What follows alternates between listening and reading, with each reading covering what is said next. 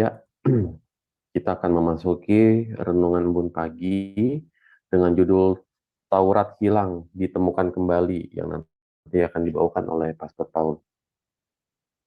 Sebelum kita berdoa, untuk para lektor bersiap-siap, Ibu Juli Simarmata untuk pembacaan dari 2 Tawarik 34 ayat 1 sampai 15. Saya ulang untuk Ibu Juli Simarmata, 2 Tawarik 34 ayat 1 sampai 15, Mbak Naomi 2 Tawarik 34 ayat 16 sampai 33, Pak Ujang dari 2 Korintus 11 ayat 1 sampai 15, dan Mbak Anissa dari 2 Korintus 11 ayat 16 sampai 33.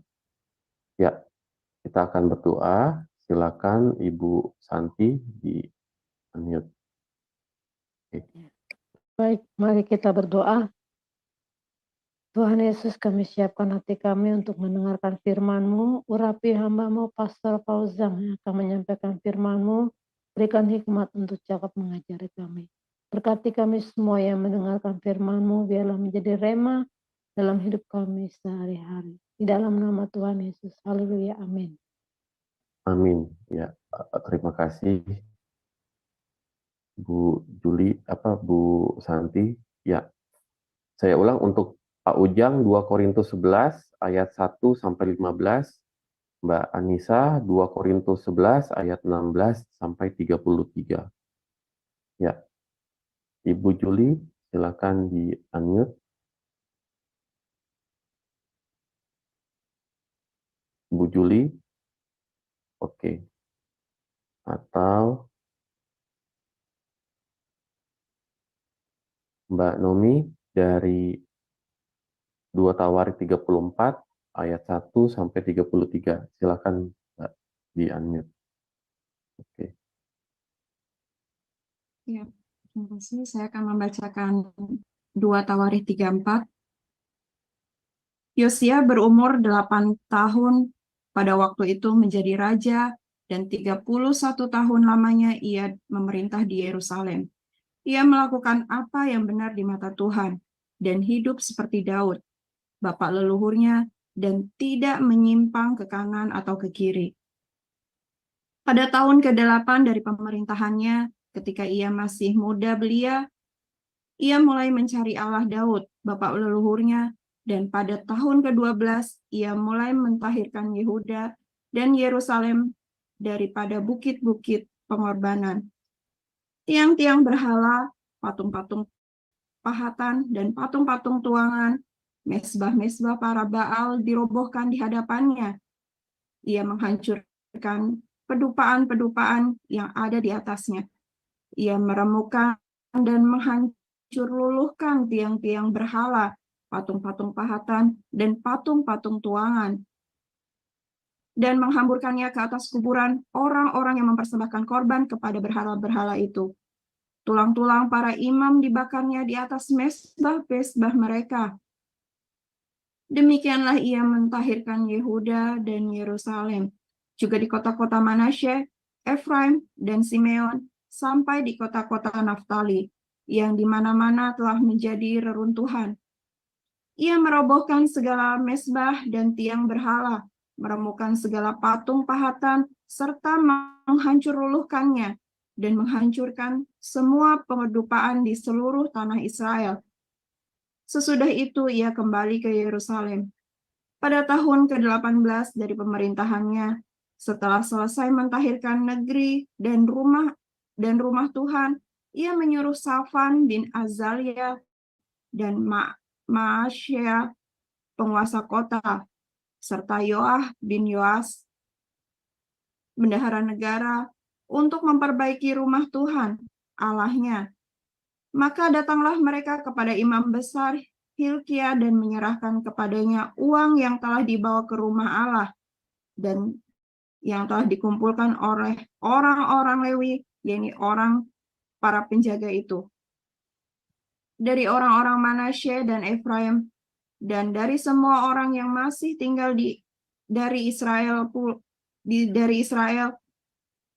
dari seluruh orang Yehuda dan Benyamin dan dari penduduk Yerusalem. Uang itu diberikan mereka ke tangan para pekerja yang diangkat untuk mengawasi rumah Tuhan, dan mereka itu yang bekerja dalam rumah Tuhan mengeluarkannya untuk membetulkan dan memperbaiki rumah itu. Mereka memberikannya kepada tukang-tukang kayu dan tukang-tukang bangunan, supaya tukang-tukang itu membeli batu pahat dan kayu untuk tupai-tupai dan untuk memasang balok-balok pada gedung-gedung yang oleh raja-raja Yehuda dibiarkan roboh. Orang-orang itu melakukan pekerjaan itu dengan setia. Orang-orang yang diangkat menjadi pengawas mereka ialah Yahat dan Obaja, orang-orang Lewi dari Bani Merari, sedangkan Zakaria dan Mesulam dari Bani Kehat mengepalai semua.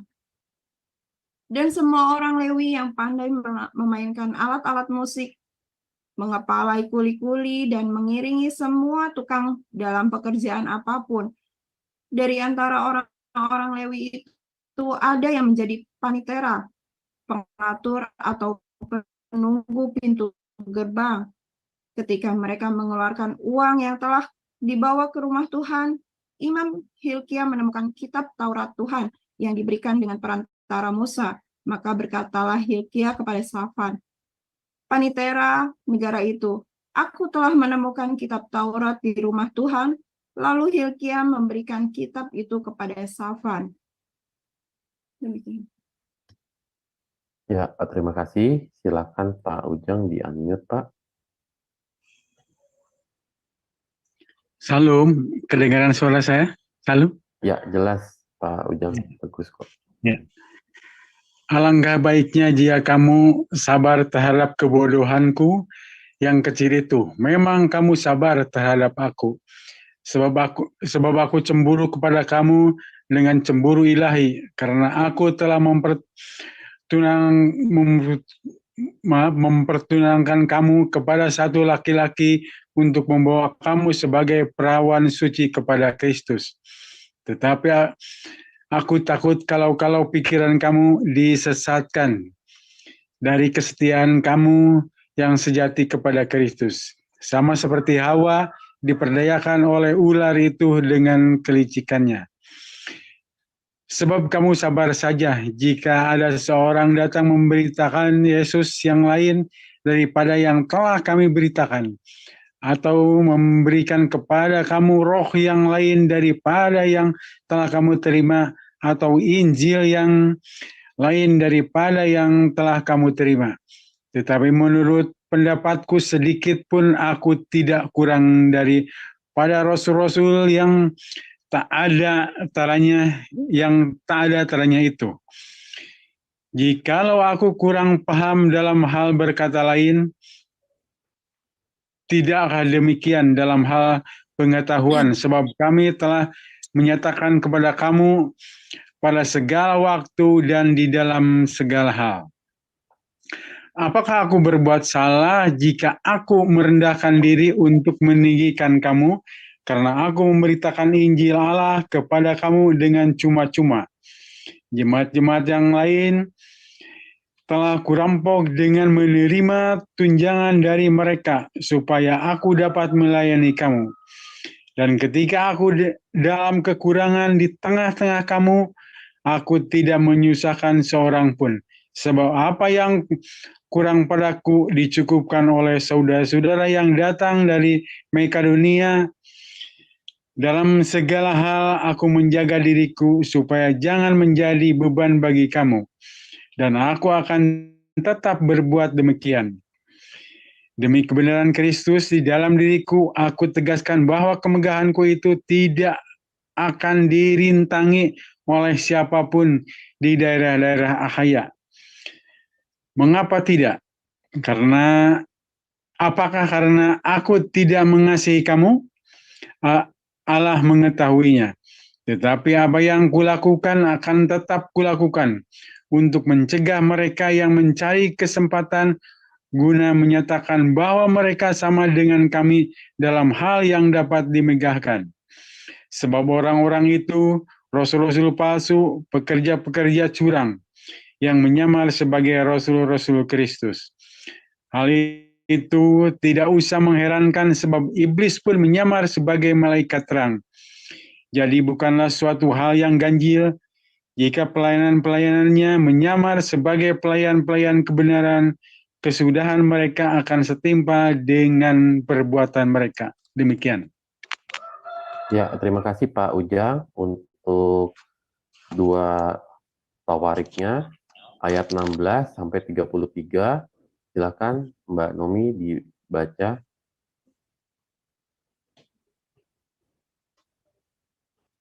Saya akan melanjutkan. Dan Safan membawa kitab itu kepada raja. Ia juga menyampaikan kabar kepada raja, segala sesuatu yang ditugaskan kepada hamba-hambamu telah mereka laksanakan. Mereka telah mengambil seluruh uang yang terdapat di rumah Tuhan dan memberikannya ke tangan para pengawas dan para raja, para pekerja. Safan, panitera negara itu, memberitahukan juga kepada raja, Imam Hilkia telah memberikan kitab kepadaku. Lalu Safan membacakan sebagian di depan raja. Segera sesudah raja mendengar perkataan Taurat itu, dikoyakannya lah pakaiannya. Kemudian raja memberi perintah kepada Hilkia, kepada Ahikam bin Safan, kepada Abdon bin Mika, kepada Safan, panitera negara itu, dan kepada Asaya, hamba raja. Katanya, pergilah, mintalah petunjuk Tuhan bagiku, bagi yang masih tinggal di Israel dan di Yehuda tentang perkataan kitab yang ditemukan ini. Sebab hebat kehangatan murka Tuhan yang telah dicurahkan kepada kita oleh karena nenek moyang kita tidak memelihara firman Tuhan dengan berbuat tepat seperti yang tertulis dalam Alkitab ini. Maka pergilah Hilkia dengan orang-orang yang disuruh raja kepada Nabiah Hulda, istri seorang yang mengurus pakaian-pakaian, yaitu Salum bin Tohat bin Hasra, penunggu pakaian-pakaian. Nabiah itu tinggal di Yerusalem, di perkampungan baru. Mereka berbicara kepadanya sebagaimana yang diperintahkan. Perempuan itu menjawab mereka, beginilah firman Tuhan, Allah Israel. Katakanlah kepada orang yang menyuruh kamu kepadaku, beginilah firman Tuhan. Sesungguhnya aku akan mendatangkan malapetaka atas tempat ini dan atas penduduknya, yakni segala kutuk yang tertulis dalam kitab yang telah dibacakan di depan Raja Yehuda. Karena mereka meninggalkan aku dan membakar korban kepada Allah lain dengan maksud menimbulkan sakit hatiku dengan segala pekerjaan tangan mereka. Sebab itu, nyala murkaku akan kuhancurkan ke tempat ini dengan tidak padam-padam. Tetapi kepada Raja Yehuda yang telah menyuruh kamu untuk meminta petunjuk Tuhan, harus kamu katakan demikian. Beginilah firman Tuhan, Allah Israel, mengenai perkataan yang telah kau dengar itu. Oleh karena engkau sudah menyesal dan engkau merendahkan diri di hadapan Allah pada waktu engkau mendengar firman-Nya terhadap tempat ini dan terhadap penduduknya. Oleh karena engkau merendahkan diri di hadapanku, menggoyahkan pakaianmu dan menangis di hadapanku, aku pun telah mendengarnya. Demikianlah firman Tuhan. Maka sesungguhnya aku mengumpulkan engkau kepada nenek moyangmu, dan engkau akan dikebumikan ke dalam kuburmu dengan damai. Dan matamu tidak akan melihat segala malapetaka yang akan kudatangkan atas tempat Dan matamu tidak akan melihat segala malapetaka yang akan kudatangkan atas tempat ini dan atas penduduknya. Lalu mereka menyampaikan jawab itu kepada raja. Sesudah itu, raja menyuruh orang mengumpulkan semua tua-tua Yehuda dan Yerusalem. Kemudian pergilah raja ke rumah Tuhan bersama-sama semua orang Yehuda dan penduduk Yerusalem, para imam, orang-orang Lewi, dan seluruh orang awam, baik yang besar maupun yang masih kecil. Dengan didengar mereka ini membacakan segala perkataan dari kitab perjanjian yang ditemukan di rumah Tuhan itu. Sesudah itu berdirilah raja pada tempatnya dan dikatakannya lah perjanjian di hadapan Tuhan untuk hidup dengan mengikuti Tuhan dan tetap menuruti perintah-perintahnya, peraturan-peraturannya dan ketetapan-ketetapannya dengan segenap hatinya dan segenap jiwanya, dan untuk melakukan perkataan perjanjian yang tertulis dalam Alkitab itu.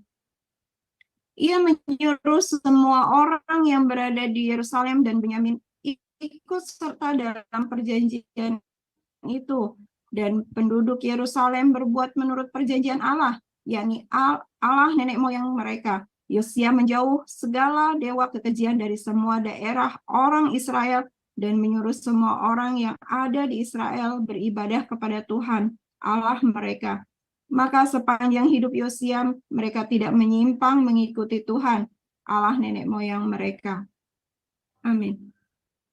Ya, terima kasih Mbak Nomi. Selanjutnya Ibu Juli Simarmata, 2 Korintus 11 ayat 16 sampai 33. Silakan Bu. Terima kasih Pak Mulia. Demikianlah firman Tuhan. Kuulangi lagi. Janganlah hendaknya ada orang yang menganggap aku bodoh. Dan jika kamu juga menganggap demikian, terimalah aku sebagai orang bodoh, supaya aku pun boleh bermegah sedikit. Apa yang aku katakan, aku mengatakannya bukan sebagai seorang yang berkata menurut firman Tuhan, melainkan sebagai seorang bodoh yang berkeyakinan bahwa ia boleh bermegah. Karena banyak orang yang bermegah secara duniawi, aku mau bermegah juga. Sebab kamu suka bersabar terhadap orang bodoh, karena kamu begitu bijaksana. Karena kamu sabar, jika orang memperhamba kamu, jika orang menghisap kamu, jika orang menguasai kamu, jika orang berlaku angkuh terhadap kamu, jika orang menampar kamu. Dengan sangat malu aku harus mengakui bahwa dalam hal semacam itu kami terlalu lemah. Tetapi jika orang-orang lain berani membanggakan sesuatu, maka aku berkata dalam kebodohan, berani juga. Apakah mereka orang Ibrani? Aku juga orang Ibrani. Apakah mereka orang Israel? Aku juga orang Israel. Apakah mereka keturunan Abraham? Aku juga keturunan Abraham. Apakah mereka pelayan Kristus? Aku berkata seperti orang gila. Aku lebih lagi. Aku lebih banyak berjeri lelah, lebih sering di dalam penjara, didera di luar batas, kerap kali dalam bahaya maut. 5 kali aku disesat orang Yahudi, setiap kali 40 kurang 1 pukulan. 3 kali aku didera, 1 kali aku dilempari dengan batu. 3 kali mengalami karam kapal, sehari semalam aku terkatung-katung di tengah laut. Dalam perjalananku, aku sering diancam bahaya banjir dan bahaya penyamun. Bahaya dari pihak orang-orang Yahudi dan dari pihak orang-orang bukan Yahudi. Bahaya di kota, bahaya di padang gurun, bahaya di tengah laut, dan bahaya dari pihak saudara-saudara palsu. Aku banyak berjeri lelah dan bekerja berat. Kerap kali aku tidak tidur, aku lapar dan dahaga. Kerap kali aku berpuasa, kedinginan dan tanpa pakaian. Dan dengan tidak menyebut banyak hal lain lagi, urusanku sehari-hari yaitu untuk memelihara semua jemaat-jemaat. Jika ada orang yang merasa lemah, tidakkah aku turut merasa lemah? Jika ada orang yang tersandung, tidakkah hatiku hancur oleh duka cita? Jika aku harus bermegah, maka aku akan bermegah atas kelemahanku. Allah, yaitu Bapa dari Yesus, Tuhan kita yang terpuji sampai selama-lamanya tahu bahwa aku tidak berdusta. Di Damsik, wali negeri Raja Aretas menyuruh mengawal kota orang-orang Damsik untuk menangkap aku. Tetapi dalam sebuah keranjang, aku diturunkan dari sebuah tikap keluar tembok kota, dan dengan demikian aku terluput dari tangannya. Demikian firman Tuhan. Terima kasih Pak Mulya. Ya, terima kasih juga Bu Juli. Silakan Pastor Paul. Ya, haleluya. Tolong ditampilkan tadi ya, Yesus yang lain, Injil yang lain, roh yang lain tadi ya. Saudara, yang diaken harus masuk pakai nama wilayahnya ya, supaya absennya sama Pak Apeng gampang ya saudara ya. Yang diaken supaya di absen. Karena itu ini semua kehadiran di Embun Pagi selalu di absen saudara ya. Dan kalau yang tidak ikut Embun Pagi, selanjutnya tidak bisa meneruskan ya untuk menjadi diaken. Ya, saya harapkan para diaken bisa belajar ya firman Tuhan, sama-sama merenung firman Tuhan tiap pagi, cari Tuhan dulu ya. Sebelum melaksanakan aktivitasnya jam 4 pagi udah berdoa ya. Semuanya ya. Nah, sehingga kita punya kesatuan visi, karena di sini semua kita ajarin bagaimana hidup, bagaimana karakter dibentuk. Itu di Embun Pagi ini kita diajarin ya. Yang kita harapkan para diaken juga bisa diubahkan hidupnya dan juga mengalami banyak sekali terobosan dalam hidupnya, enggak stuck ya saudara ya. Saudara, luar biasa sekali bagaimana ya orang-orang Israel ini bikin dosa ya, orang-orang Yahudi ini murtad dari Tuhan ya. Setiap kali ada yang bertobat, nanti ada yang murtad, ada yang bertobat, selalu setiap generasi saudara ya. Setiap generasi selalu ada kejahatan demi kejahatan. Nah, kemudian bangkit Raja Yosia ya, dan dia bertobat, dia sungguh-sungguh hidup takut akan Tuhan, dan bahkan Taurat kembali ditemukan setelah lama hilang. Ya, jadi Taurat lama hilang karena orang-orang Yahudi semua murtad, saudara ya. Semua murtad. Kemudian mereka nggak ketemu ya Injil yang lain ya. Ada nggak ketemu Injil yang lain, Yesus yang lain? Nggak ada, Pastor. Hah? Sebentar. Bukan yang di sini. Jadi kita salah baca ya. Ini jadi 2 Korintus berapa tadi? 2 Korintus 11. 11. Ya. Bukan. 2 Korintus 11 ayat 4. Ya, oke, ayat 4 ya. Nah, kemudian karena raja-raja ini mengabaikan perjanjian dengan Tuhan, termasuk bait Allah, ya.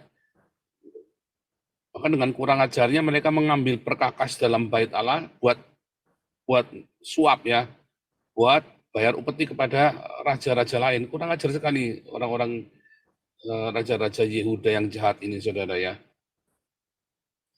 Kenapa mereka sampai harus melakukan itu, saudara? Dia korbankan ya apa yang dikuduskan bagi Tuhan, diberikan untuk upeti kepada bangsa lain, kepada raja lain. Karena mereka tidak berpikir bahwa Tuhan yang akan menolong mereka, saudara. Dia pikir dengan kekuatan mereka, dengan dikdaya mereka, ya, dengan kelicikan mereka bisa. Mereka daripada mereka ditolong oleh karena kesalehan mereka lebih baik mereka punya uang, ya udah ikut bayar. Itu adalah sebuah penghinaan, saudara ya. Itu adalah sebuah penghinaan bagi dewa orang Yahudi, yaitu Yehova Elohim ya. Dewanya orang Yahudi, dewanya Abraham, Ishak dan Yakub. Itu adalah sebuah penghinaan karena mereka menjadi bangsa yang besar. Bukan karena mereka kompromi dengan bangsa lain, saudara. Tapi karena mereka melekat, mereka patuh kepada dewa mereka, kepada Tuhan, junjungan mereka, Adonai mereka, Yehova. Tetapi kemudian di masa-masa itu, ya, raja-raja Israel dan raja-raja Yehuda, mereka bersaing satu sama lain, mereka menunjukkan kedikdayaan mereka dengan cara berintrik. Nah, kalau Anda orang-orang yang suka intrik, akibatnya ini, saudara. Ya, Anda terbiasa dengan intrik, ya, maka Anda tidak akan bisa bergantung sama Tuhan. Siapa di sini yang suka berintrik? Hati-hati kamu ya. Mengapa saya pemulihannya cepat? Karena saya nggak suka berintrik, saudara. Saya kalau sama Tuhan polos, ya. Saya sama orang lain, ya Anda lihat saya, itulah hati saya, saudara. Nggak urusan saya. Sehingga sama Tuhan pun demikian. Sama istri, sama anak saya, ya itulah saya. Nggak ada saya berintrik punya agenda lain. Ya, nggak ada, saudara. Nah, kalau orang biasa berintrik, dia akan berpikir, ya pinter-pinteran, licik-licikan, saudara. Saya mengalami itu selama 4 tahun, saudara. Ya. Uang rusaknya itu gampang. Orang yang tulus, rusaknya itu cuma sebentar, cuma butuh berapa bulan saya buat pinter. Ya, buat jahat-jahatan sama orang ya, dulu-duluan. Kamu nggak makan saya, sebelum kamu makan saya makan kamu dulu. Kamu makan saya 1, saya ambil 20. Wah, itu rusaknya gampang, saudara ya. Anda nggak usah belajar yang begituan, itu udah animal instinct, saudara ya. Itu animal instinct di dalam hidup kita. Karena kita ini semua binatang. Kita semua, seluruh umat manusia itu nggak beda sama binatang. Kita punya animal instinct hukum rimba. Itu nggak usah diajarin. Itu sebentar saja pinter, saudara. Mau harimau, mau bebek, mau semut. Ya, bahkan bakteri pun sama. Mereka punya kemampuan untuk apa? Untuk survive. Ya, tetapi kemampuan untuk hidup benar dan tulus sama Tuhan, ya, wah itu kamu harus belajar, saudara. Itu hari demi hari kamu belajarnya, detik demi detik, tiap saat, ya, tiap jam kamu perlu melekat sama Tuhan, sehingga kamu punya respon yang benar dalam setiap pencobaan, setiap masalah, saudara. Supaya kamu tetap benar sama Tuhan. Kalau kamu hidup benar sama Tuhan, ketika serangan itu datang, pencobaan itu datang, ketika itu gangguan itu datang, kamu berseru kepada Tuhan, dia akan jawab, saudara. Serius, saudara ya. Selama hidup saya benar sama Tuhan, tulus sama Tuhan, saya bisa saja naif. Saya bisa naif, saudara. Masa muda saya naif. Apalagi saya orang temperamen ya. Naif, saudara. Sio macan lagi. Sio macan ini naif, saudara ya. Karena apa? Karena dia merasa semuanya bisa. Orang kayak saya ini apa aja bisa, saudara. Apa yang saya nggak bisa sih, saudara? Semua bisa, saudara. Karena bisa itu jadi naif, saudara ya. Karena semua bisa, kita jadi naif. Kalau kita semua nggak bisa, kita belajar terus, kita takut selalu sembunyi kan. Jadi hati-hati nunggu kesempatan jadi oportunis kan. Tapi karena saya semua bisa, jadi naif. Semua tak labrak semua. Jadi naif. Jadi apa saya sering jatuh? Saya dicobai oleh hawa nafsu saya sendiri, dicobai oleh kenaifan saya sendiri. Tetapi bersamaan dengan itu, saya selalu melihat pertolongan Tuhan. Karena ada ketulusan hati itu, saudara ya. Ada ketulusan. Sehingga saya selalu ada dalam setiap badai hidup itu, yang gara-gara saya sendiri, saya disitulah melihat, ya, melihat bagaimana tangan Tuhan menolong saya dan keluarga saya. Puncaknya 2010-2013, ya. Ngeri sekali badai itu, dan itu berasa dalam kenaifan saya, saudara. Sekarang badai masih ada, cuman kita tenang-tenang. Ada badai itu kita kayak cuman, ya apa istilahnya, saudara, cuma godolanan tok, saudara. Badai itu buat kami itu sekarang cuma mainan doang, saudara. Dulu badai itu dia berasa banget, karena kita tiap hari hidup di tengah badai, jadi kita ya gimana? Kalau ndak berangkat, kalau ndak berangkat, nelayan kalau ndak berangkat, kalau ngelihat badai, ngelihat apa ya nggak berangkat-berangkat. Kayak nelayan di Jawa itu kan. Kalau Anda lihat nelayan-nelayan ya, nelayan-nelayan yang di Belanda ini nggak badai, nggak apa ya, mereka naik kapal, mereka tuh udah dari ratusan tahun yang lalu, mereka adalah pelaut-pelaut yang hebat, saudara ya. Badai pun mereka karungi, saudara. Sampai ke Alaska pun, sampai terjebak di Iceland tuh mereka jalani, saudara. Mereka nggak kapok balik lagi, saudara ya. Nggak kapok, jalani lagi ke sana. Badai itu hanya cuma buat badai ya udah mau gimana ya badai, ya gitu. Dia diresponi dan mereka makin pinter. Mereka tahu bagaimana cara mengendalikan badai. Mereka tahu bagaimana meniti buih. Hebat ya, meniti buih itu Menitipu itu adalah sebuah kalimat yang Anda harus melekat, menitipui. Kamu harus bisa menitipui. Benar saudara ya.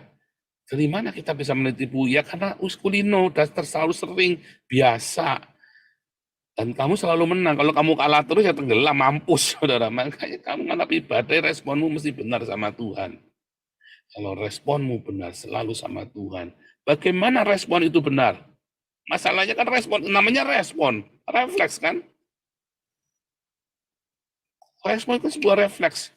Ada serangan, kita balas, kita balik. Bagaimana? Kamu harus penuhi hidupmu itu semuanya dengan Tuhan. Ya, ada yang bagus sekali ya saudara. Ini bagus sekali. Kemarin saya nonton sampai lucu bangetnya di YouTube ya. Orang-orang karismatik paling demen dengar suara Tuhan ya. Saya bilang Anda harus dengar suara Tuhan tiap hari. Kalau dengar suara Tuhan bagaimana Pak? Baca Alkitabmu itu suara Tuhan saudara. Kok Anda lebih percaya pendoa syafaat ngomong daripada Alkitab ngomong?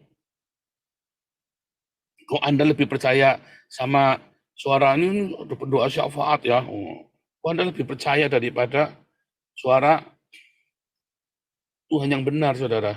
Suara Tuhan yang benar itu Alkitabmu, itulah suara Tuhan yang benar.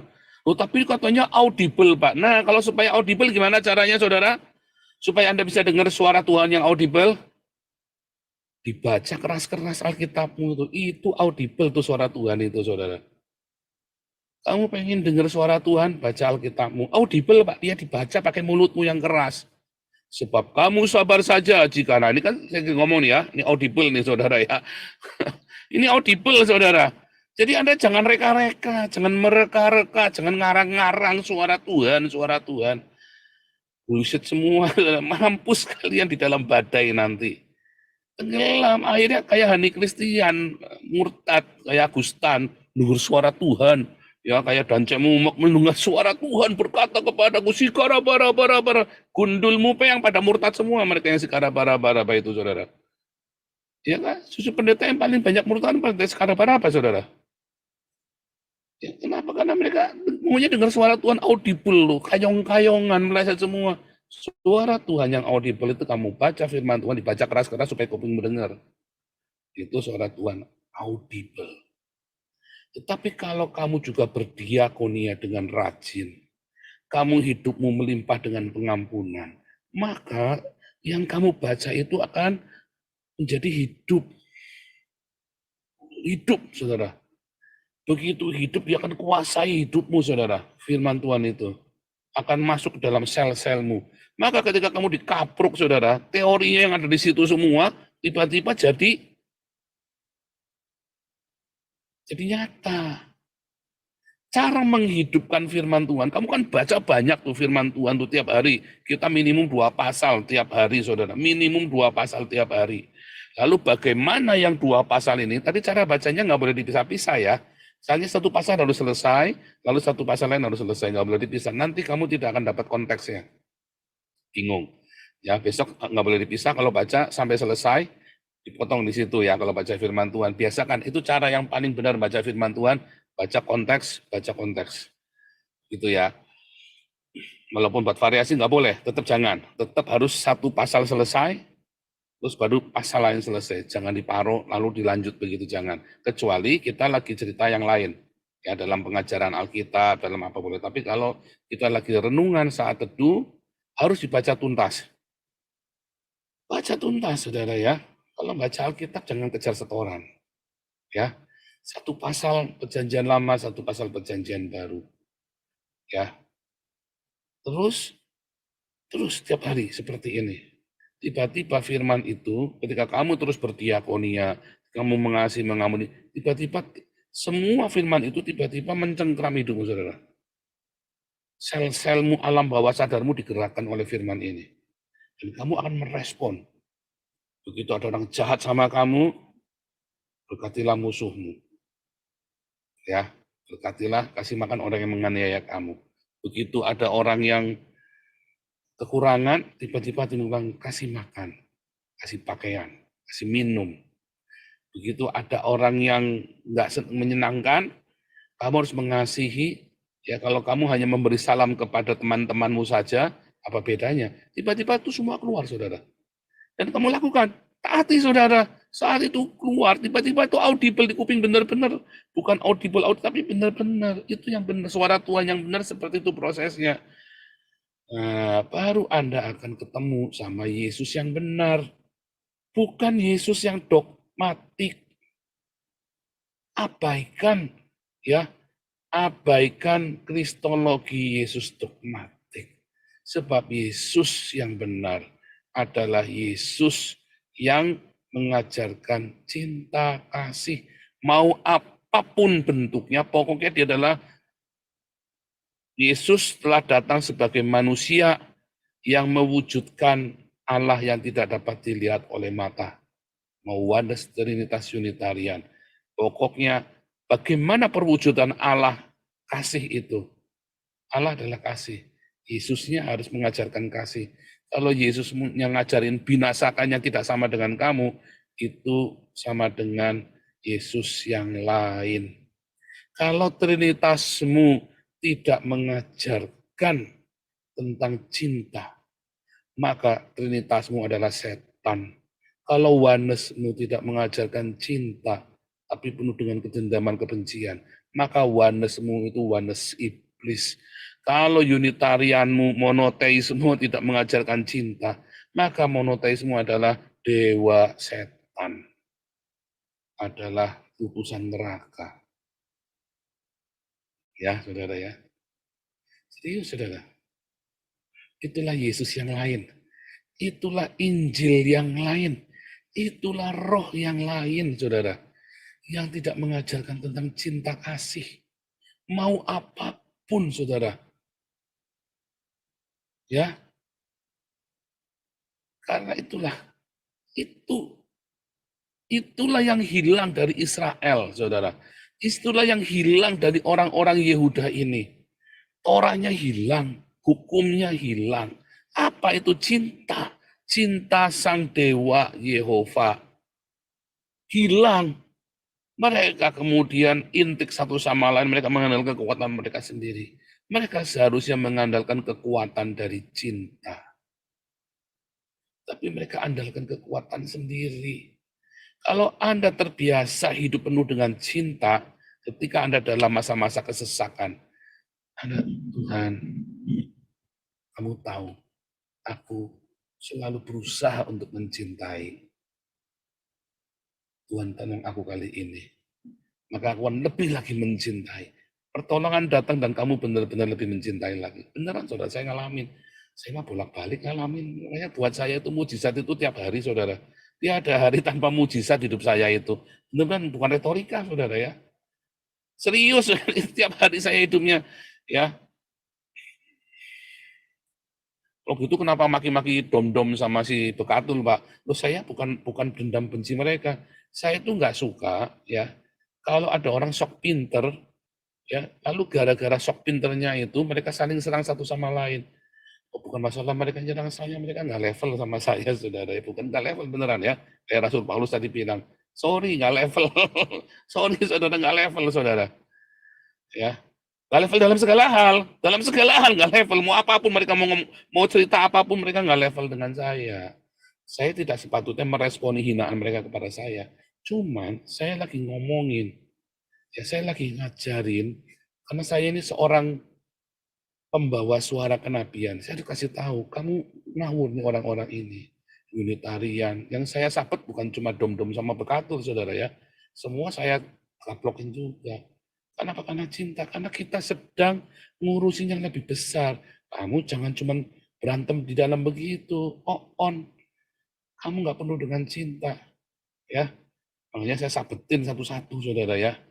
Nah, ayo bertobat. Kalau si dom-dom, si bekatul itu bertobat, kita support. Kalau nggak bertobat, kita gablok lagi, saudara. Ya, apalagi itu Blacky, si Blacky itu ya. Sabetin satu-satu. Muriwali udah mending ngomongannya, udah bertobat ya, saudara ya. Walau yang nggak kita sabet, sudah bertobat, sedikit bertobat. Ya kita lihat saja Muriwali bagaimana. Nggak bertobat ya kita sabet juga. Tapi saya yakin Muriwali bertobat, dia orang yang rendah hati, saudara ya. Saya mah positif lah sama Muriwali ya, saya mah positif banget sama dia. Mudah-mudahan saudara ya kita doakan saja supaya semua orang bertobat. Sesama kita anak-anak Tuhan, berdebatlah dengan keras, tapi kamu jangan saling bacok-bacokan. Samuel membuka rahasianya si Bekatul ya, si Bekatul ngomong yang jorok banget tentang sama kita orang Kristen, kok ngomongnya jorok banget ya saudara ya. Jangan gitu dong ya, nggak enak banget. Ya si Sarah dulu itu mau yang masalah itu ya, seksual abuse itu tentang sama Yosua Tewu, tak marahin saudara. Saya mau bicara di channel Papa, nggak boleh, kamu nggak usah deket-deket sini sampai nangis-nangis, mewek-mewek. Nggak urusan saya nggak urusan, nggak boleh. Saya nggak mau YouTube-nya saya buat ajang, buat kamu pansos, nggak mau saya. Langsung tak blok saudara. Saya nggak suka. Ya, serius saudara ya, nggak boleh kita begitu saudara ya. Saudara ingat-ingat saudara ya, hulu hilirmu itu harus cinta kasih, nanti kamu lolos saudara. Dalam setiap masalah hidupmu, Torah itulah sang cinta, Yesus itulah sang cinta, Roh Kudus itulah sang cinta, Injil itu adalah Injil cinta. Yang lain, itulah Injil yang hilang, yang lain itu saudara. Hati-hati saudara, jangan sampai kamu kehilangan Yesus yang diajarkan Paulus. Yesus yang cinta itu. Jangan sampai kamu kehilangan Injil yang diajarkan oleh Paulus dan para rasul. Kamu malah bertekunnya dengan bapak gereja yang saling akhirnya bunuh-bunuhan si bapak gereja ini, saudara. Jangan sampai kamu malah bertekun di dalam pengajaran bapak gereja yang akhirnya malah saling menyingkirkan satu sama lain. Kamu belajar dari para apostolic father, dari para rasul, ya Irenaeus sampai Polikarpus, Irenaeus, Justin Martir, yang mereka ngajari tentang cinta, saudara.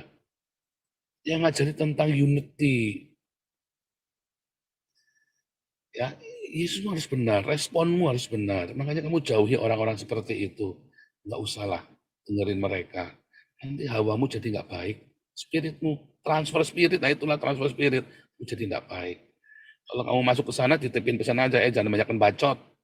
Diakonia, mana buahnya? Gituin aja, saudara ya. Diingatkan, tetapi Anda jangan terlalu dengar-dengar mereka ngomong apa itu semua itu dari iblis semua, saudara. Percaya saya. Begitu mereka sudah saling bacok-bacokan begitu, itu dari iblis semua, saudara. Nah, hidupmu bagaimana? Kamu jangan sampai kamu kehilangan Torah, saudara. Ya, nanti ada saatnya, kalau tadi lihat ya, yang terakhir tadi, Yosia. Kamu mungkin pernah bikin salah di masa lalu, tapi Tuhan akan luputkan kamu hari ini, saudara. Memang ada konsekuensi, tapi konsekuensi itu akan mendatangkan kebaikan. Roma 8 ayat 28. Dalam segala sesuatu, Tuhan akan mengadakan kebaikan.